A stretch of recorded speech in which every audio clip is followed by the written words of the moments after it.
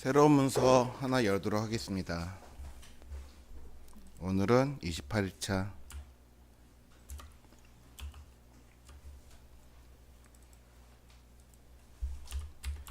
데이 28-1 언더바 넣고요. 자, 오늘은 우리가 필수적으로 알아야 되는 속성들 중에서 글자 관련된 속성들을 보도록 하실 거거든요. 자, 그래서 글자 관련 속성이라고 해서 폰트나 텍스트, 그래서 텍스트 스타일, 그냥 타이퍼라고 쓸게요. 그냥 타이퍼 스타일, 타이퍼 스타일 점 html 이라고 쓰시고 문서를 만들고요.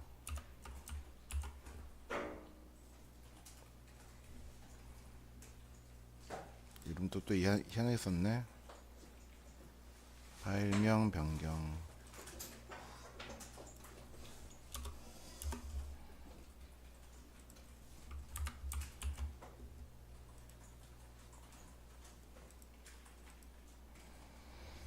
자, 이것도 우리가 만들던 문서하고 똑같은 형태로 만들 거예요.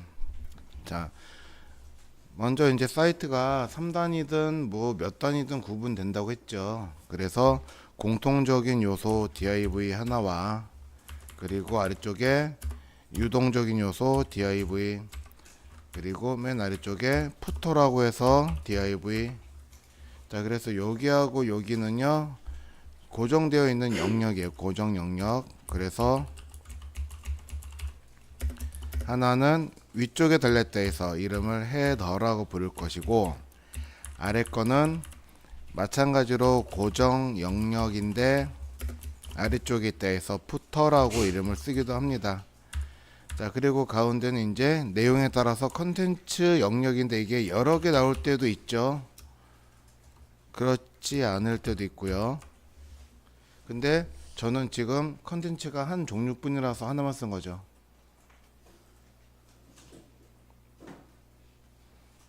자, 그래서 여기다가 이제 우리가 클래스를 쓸 거예요.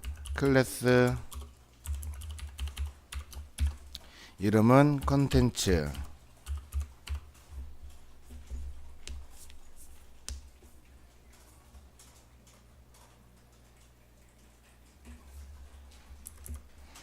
자, 그래서 컨텐츠는 뭐하고 뭘로 구분이 된다?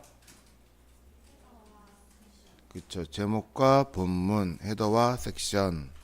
그래서 div 클래스 곱하기 2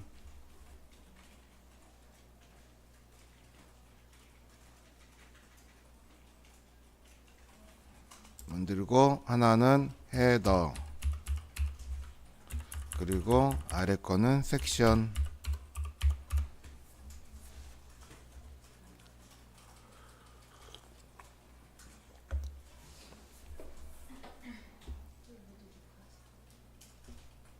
녹화해도 뭐 안 보더만. 그래요? 근데 예? 왜 이제 조회수가 안 올라가? 그래요?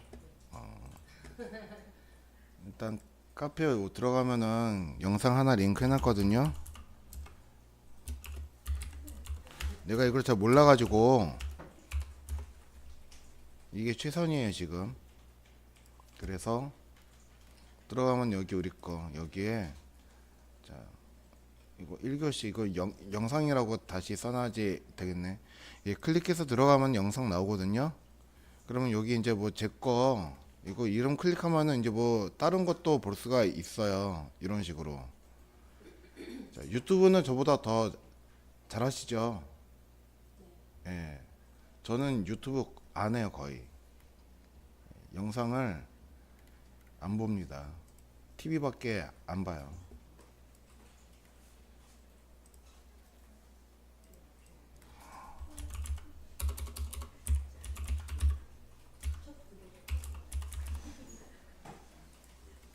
첫 구독자 누구예요? 혜리 씨? 와, 선물 줘야겠네. 자, 계속 볼게요. 자, 그렇지만 자, 하나의 컨텐츠 영역 안에서 섹션이 반드시 하나만 들어갈까요? 그렇지 않죠. 자, 그러면은 컨텐츠 영역 안에서 헤더는 하나만 들어갈까요? 그쵸. 대부분 하나죠. 하나인데 이게 만약에 하나고 섹션이 여러 개면은 이게 중제목이 되는 거겠죠. 그쵸? 그리고 이 안에서 또 무언가가 제목과 내용으로 구분이 되는데 내용이 여러 개예요. 예, 그러면 이게 대제목 역할을 하는 거겠죠. 그쵸? 자, 그래서 환경이나 상황에 따라서 역할이라고 하는 것들은 정해진다. 자, 그래서 지금은요, 우리가 보는 거는 얘네가 지금 제목 하나에 본문이 하나에 있는 형태를 가지고 있어요. 자, 그래서 여기다가 우리가 제목이라고 해서 he 태그 써서 제목을 쓰죠.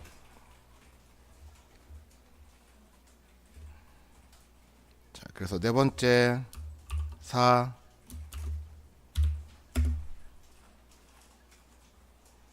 자, 그래서 여기서는 이제 자, CSS 필수 속성 익히기. 근데 이거는 이제 뭐하고 관련된 거다? 자, 글자에 관련된 거예요. 그래서 여기서는 이제 h3 넣고, 자, 이제 글자 및 문자와 관련된 속성.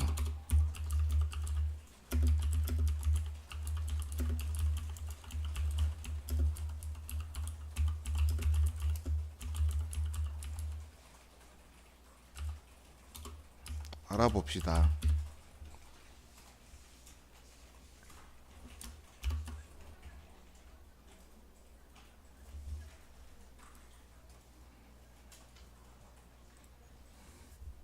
자, 그래서 자, 글자고 문자고 관련된 속성은요, 사실 굉장히 많아요.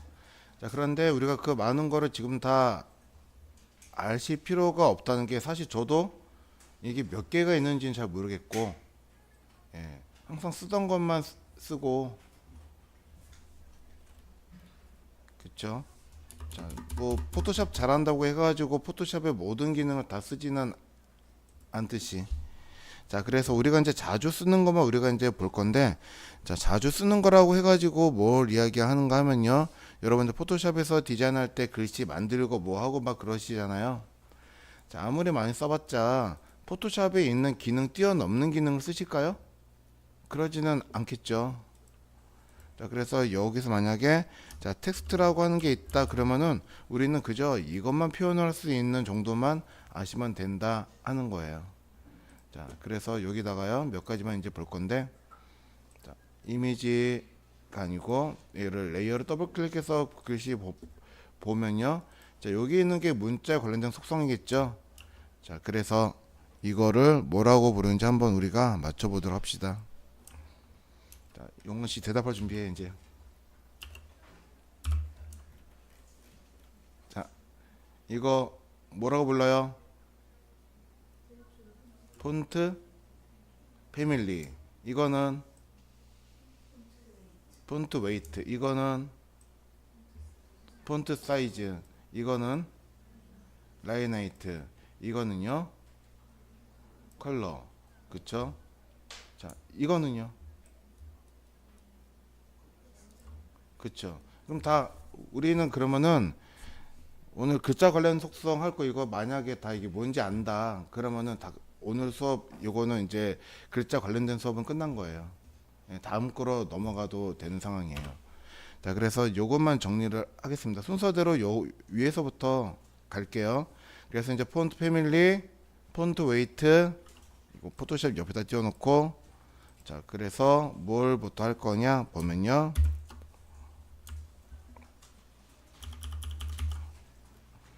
자, 이제 글자 형태라고 해서 글꼴, 그리고 자, 글자, 문자, 글자요. 글자, 굵기.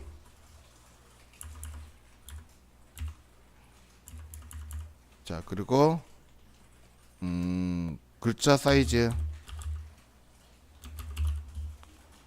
그리고 문자 정렬. 그리고 색상. 그리고 행간. 하나, 둘, 셋, 넷, 다섯, 여섯. 자, 여기까지만. 자, 그리고 이것과 함께 우리가 추가해서 볼 거는요. 자, 여러분들 이제 그 전에 이제 뭐 그림 있는 데다가 흰색으로 글씨 썼더니 그림이 밝아버리면 글씨가 보이지를 않았어요. 그쵸? 그렇다고 해서 검정색을 쓰자니 그림의 일부가 어두워서 글자가 일부가 가려요. 흰색 쓰기도 그러고 검정색 쓰기도 그러고. 그쵸? 자, 그래서 여러분 그때 뭘 했었냐 생각을 해보시면은 드랍 섀도우로 해서 그림자로 주었단 말이에요. 그쵸? 그래서 여기서도 우리가 이제 문자에다가 그림자 효과를 줄 거예요. 그래서 이렇게 7개만 배우도록 하겠습니다.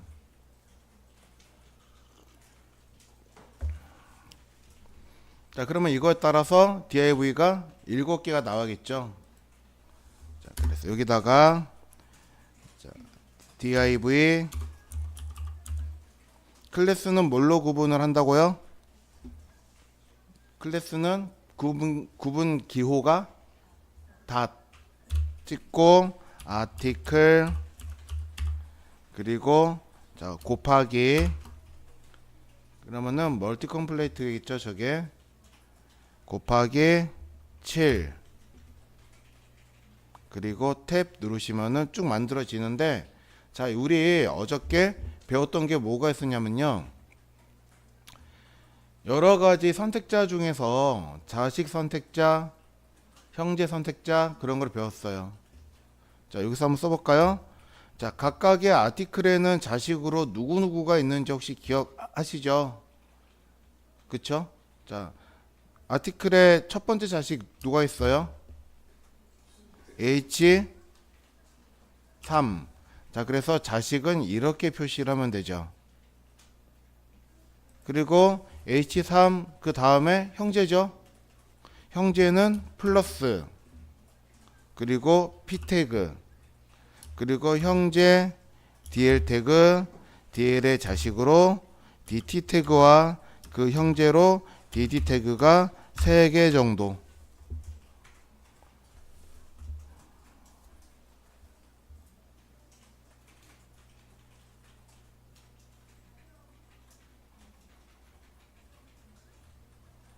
자, 그래서 이거 만들어야 된다 그러면은 요만큼 그냥 메모장에다가 복사해 놓고 쓸 때마다 컨트롤 C, 컨트롤 V 탭 누르시면은 문서 구조는 쭉 만들어지잖아요. 나는 근데 만약에 글씨도 미리 좀 써놓고 싶어요.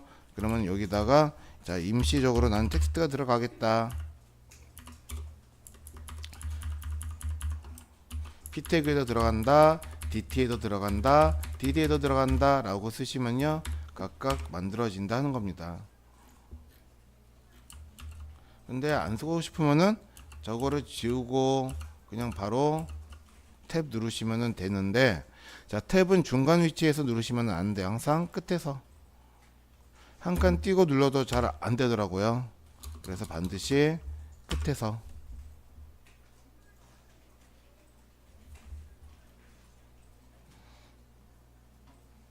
자 그럼 위에 거 일단 지우겠습니다. 지워버리고, 자 먼저 여기서냐 글자 형태라고 하는 속성을 보도록 할 거예요. 그거를 우리가 자 폰트 스타일이라고 폰트 패밀리라고 이야기를 합니다. 자 그런데 사실 그래요. 자 우리가 사용하고 있는 것들은 폰트 패밀리가 아니고 사실은 폰트 페이스라고 하는 것들이에요. 페이스. 그러면 폰트 패밀리라고 하는 건 뭐냐? 자, 이 폰트 페이스들의 집합을 폰트 패밀리라고 불러요. 실은. 그래서 폰트 패밀리라고 하면은 자, 지금 CSS에서 관련된 이야기가 아니고 디자인하고 관련된 이야기예요. 자, 그래서 폰트 패밀리는 원칙적으로 한 3-4개밖에는 되지가 않아요. 자, 그래서 폰트 패밀리의 대표적인 것이 뭐가 있는가 하면요. 자, 첫 번째로 자, 철자를 몰라서 산 셰리프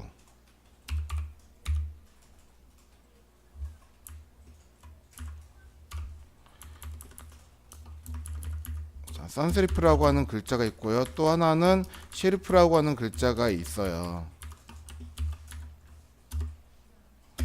자, 세리프, 산세리프는 많이 들어보셨죠? 지금 저거 셰리프 철자가 맞는지는 모르겠거든요. 자, 그리고 이 방송 혹시 다른 사람한테 절대로 공개하지 말아 주세요. 뭐 이거 다 뭐 이거 잘 뭔지 모르겠거든요. 영어를 제가 잘 못해요. 막 그래가지고 진짜 들으면은 바보인 줄 알 것 같아요. 자, 그래서 셰리프가 자 철자가 맞네요. 자, 그래서 이거는요 우리가 글씨 쓸 때 꼬랑지 같이 생긴 것들을 이야기를 하는 거거든요.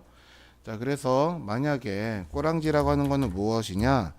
자, 지금 N은요 알파벳 A가 꼬리가 없는 형태고요. 그리고 우리가 이제 바탕체나 이런 거를 쓰시면 자 보이나요? 확대해서 보면은 이런 거 자, 요런 거를 셰리프라고 불러요.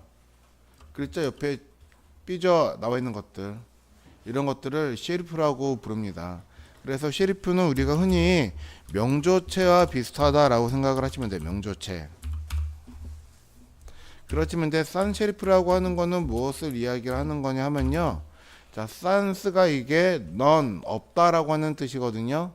자, 그래서 얘는 꼬랑지가 없는 그래서 우리가 이제 자주 쓰는 자, 맑은 고딕이라든가 그런 고딕체 같은 것을 이야기를 하는 거예요. 그래서 산세리프는 우리가 고딕체다라고 생각하시면 되는 거거든요. 자, 근데 얘네는 글자 형태가 생겨먹은 것이 어떤 기능이라고 하는 거를 가지고 있는 거예요. 자, 문자는 우리가 기본적으로 두 가지 기능을 가지고 있다고 했죠. 쓰기 기능과 읽기 기능.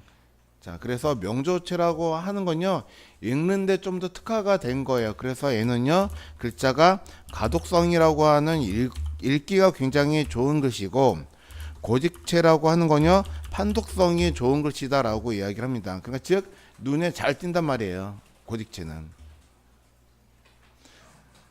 자, 그러니까 즉 명조체라고 하는 거는 읽기 위한 글씨라고 한다면, 고딕체는 자 보여주기 위한 글씨인 거죠.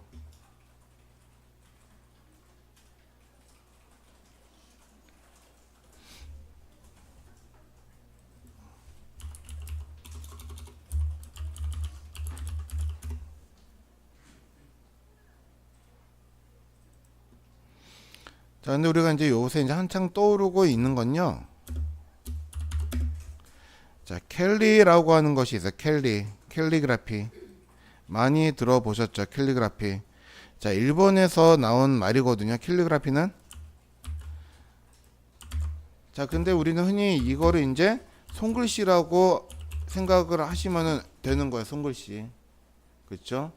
자, 그래서 우리나라 아시아에서는 얘를 붓으로 쓴 글씨를 이야기를 하는 거고, 유럽이나 미국 그런 문화권에서는 펜으로 쓴 글씨, 펜글씨 그런 거를 캘리그라피라고 이야기를 합니다.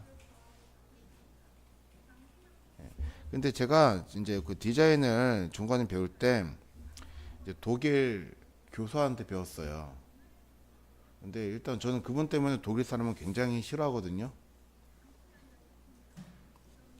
그러니까 한국계 독일인인데 진짜 독일 사람 싫은 게 앞뒤가 꽉 막혀 가지고 말이 안 통해, 말이.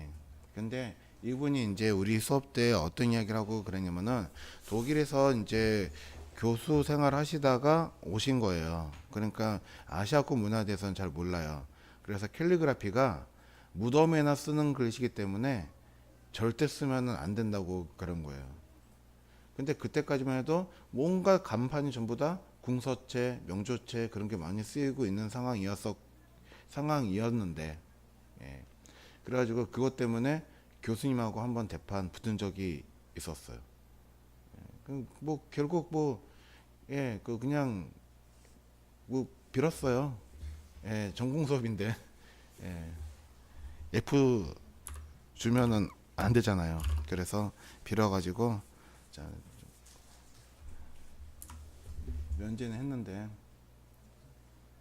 말이 사실은 맞는 말이에요. 유럽에서는 손글씨라고 하는 거를 별로 좋지 않게 생각해요. 유럽에서는 정말 무덤이나 쓰는 글씨, 죽은 사람 위에서 쓰는 그 뭔가 좀 그런 글씨라고 하는 있거든요. 그래서 자, 우리나라는 근데 손글씨라고 그러면 굉장히 뭔가 좀 고급지고 그렇죠. 그런 느낌이 있죠.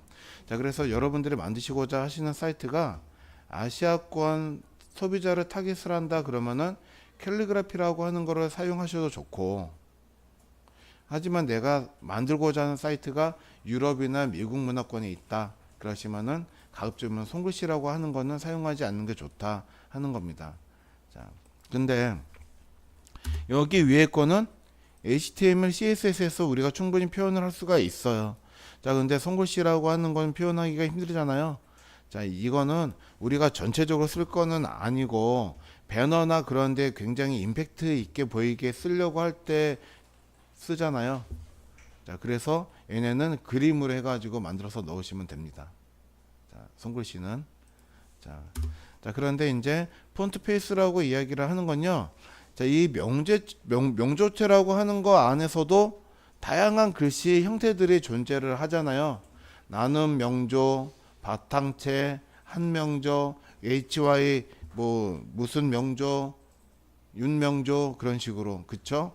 각각의 걔네들을 폰트 페이스라고 부른단 말이에요. 그러니까 우리가 자 포토샵이나 일러스트레이터에서나 이제 글자를 선택을 하는 거는 그건 사실 글 가족을 선택하는 게 아니고 가족 구성원들 중에서 누군가를 선택을 하는 거죠. 예. 자, 그런 건데 우리는요 또 여기서 폰트 페이스라고 하는 것도 나중에 배우시게 될 거예요. 그래서 앞에다가 골뱅이 찍어서 사용하는 폰트 페이스는요. 자, 여기에서는 폰트 패밀리는 기본적으로 자, 브라우저가 또는 컴퓨터가 사용할 수 있는 글씨다. 또는 웹에서 사용할 수 있는 글씨다라고 한다면요. 폰트 페이스는요. 외부로 사용할 수 없는 글씨들을 외부로 바꿔주는 기능이에요. 자, 윤고딕. 여러분들이 아무리 웹에서 폰트 찾아도 윤고딕은 웹 폰트가 없을 거예요. 근데 나는 얘를 꼭 써야지 되겠어요. 그러면은 폰트 페이스라고 하는 걸 이용해서 얘를 바꿔주는 거예요. 형태를. 자, 그러면은 우리 이제 폰트 패밀리만 한번 보도록 하겠습니다. 자, 그래서 여기서 먼저 얘네들의 이름은요, 폰트 패밀리라고 이름을 할 거예요. 자, 여기다 쓰는 거는 속성 이름이거든요. 그러면 속성 얘를 자, 이제 우리가 CSS에서 얘를 빨리 쓰려고 단축 코드라고 하는 걸 쓸 거예요. 단축 코드는 뒤에다가 가로 열고 써 드릴게요. 그래서 CSS에서는요 FF 누르시면 됩니다. 그리고 좀 강조를 하려고 얘를 I 태그로 기울여서 이렇게 표현을 하죠. FF.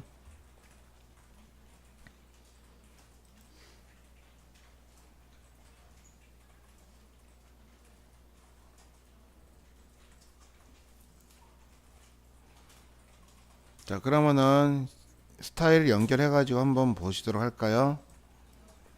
자, 봅시다. 자, 새 문서 만들어서 뭐 하면은 많이 귀찮을 수도 있어요. 그래서 여기 CSS 보이죠? 마우스 오른쪽 클릭해서 여기에서 파일 만들기 바로 하시면 되거든요. 여기서 바로 day 28-1 언더바 스타일. 자, 여기서 물론 반드시 확장자 꼭 써 주셔야 돼요.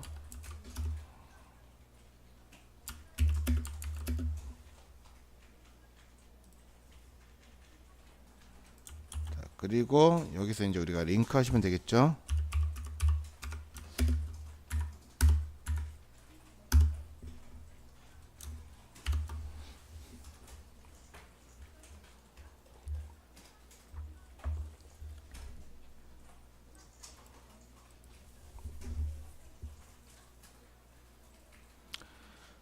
자, 우리가 지금 인터넷 7버전 쓰고 있으면요. 인터넷 7버전에서는 한글화 되어 있는 인터넷 다시요. 자, 윈도우 7 버전을 쓰고 있다라고 그러면은, 자, 한글화가 되어 있는 윈도우 같은 경우는 다시요.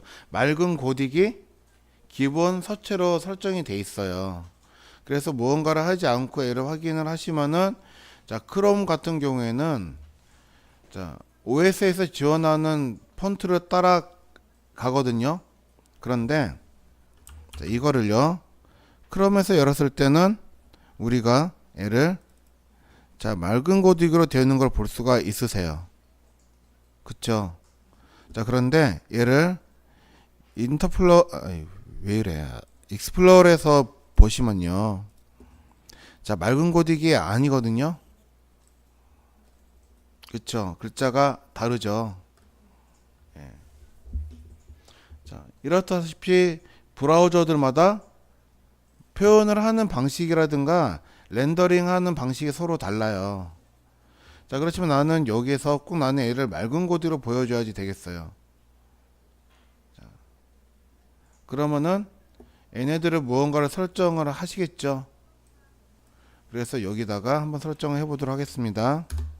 자, 전체 선택자 만드시고요.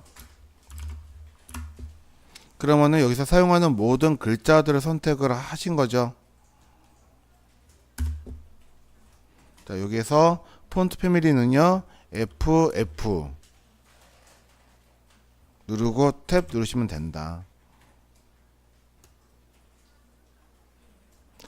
자, 근데 글자 이름 알고 싶은데 눌러도 뭐 이렇게 뭐 몇 개 안 나와요. 뭐 컬시브, 판타지, 뭐 모노, 그쵸?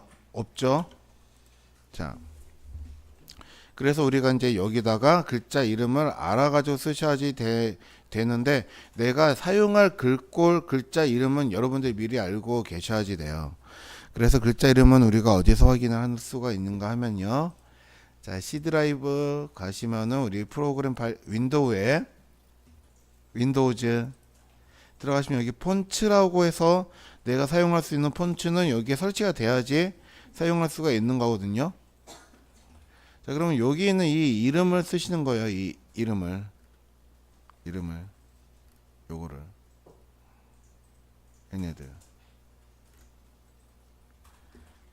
자, 그래서 나눈 고딕과 그리고 맑은 고딕이 있네요. 그쵸? 그래서 우리는 이 이름을 쓰시면 된다 하는 겁니다. 자, 그러면은, 자, 나는 지금 나눈 고딕이 여기 설치가 되어 있기 때문에 한번 나눈 고딕을 여기다 한번 써보고 싶어요. 자, 그러면은 여기서 나눔 고딕 이렇게 쓰시면 된다 하는 거예요. 폰트 패밀리로.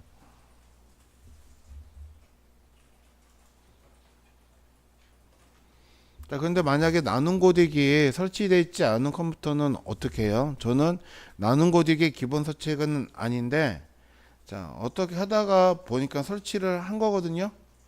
근데 다른 사람이 설치가 안 돼 있는 환경에서 이 화면을 열면은 나눔 고딕이 보이지를 않을 거예요.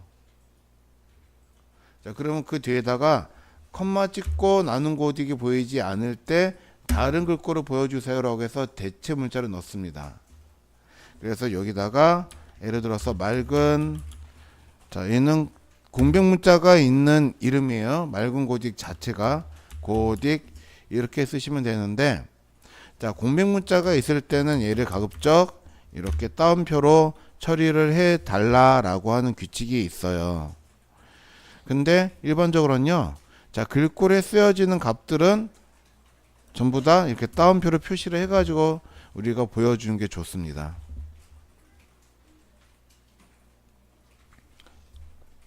자, 그러면 만약에 맑은 고딕도 보이지 않는다면 어떻게 해야지 돼요?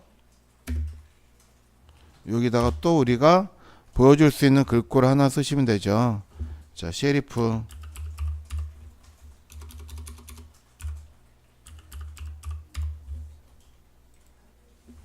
자, 이렇게 써 놓으시면 돼요.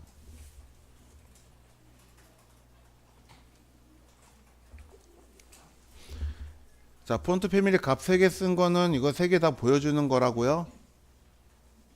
아니면 선택적으로 보여주는 거예요? 아니죠. 순차적으로. 그래서 나눔 고딕이 있으면 얘를 보여주고, 설치되는 컴퓨터에 나눔 고딕이 없으면 그 다음 거 보여주고, 맑은 고딕도 없으면은 세리프라고 하는 거는 없는 컴퓨터는 없어요. 예, 다 있어요. 맥이든 윈도우든 다 있어요. 그래서 이렇게 쓰시는 거예요. 그러면은 이렇게 써서 이제 보면은, 자, 크롬에서도 정상적으로 얘가, 자, 맑은 고딕, 자, 다시 나눈 고딕으로 보이고, 그리고 여기 얘네들 익스플로러에서도, 자, 똑같은 글자로 보이죠. 그쵸?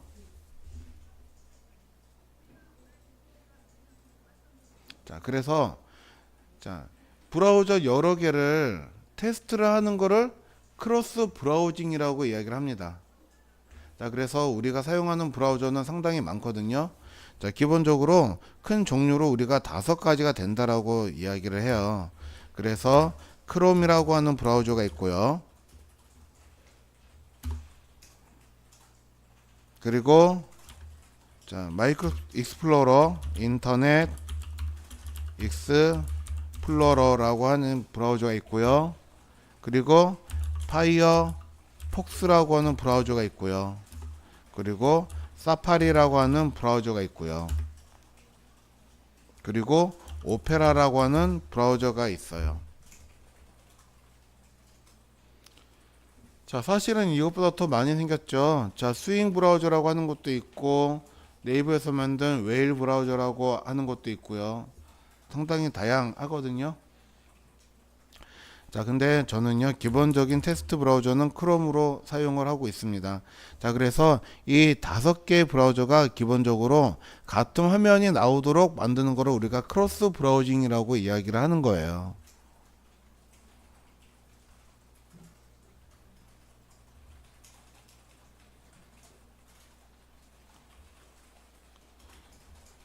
자, 지금 옆에 짝꿍 보이죠? 짝꿍한테 크로스 브라우징이 뭐야? 하고 한번 물어보세요, 지금.